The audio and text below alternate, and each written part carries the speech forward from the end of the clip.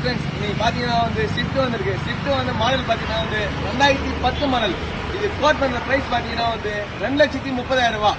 வெறும் 2,30,000. இது வந்து பாத்தீங்கன்னா குடியாத்துல இருக்கு. வாங்க, வண்டி வந்து அலாய் வீலுக்கு இன்டீரியர் கிளீனா இருக்கு. வந்து பாருங்க, வண்டி AC working, 4 power window, central lock கூட இருக்கு. இவர் வந்து இன்டீரியர் பாருங்க. வாங்க,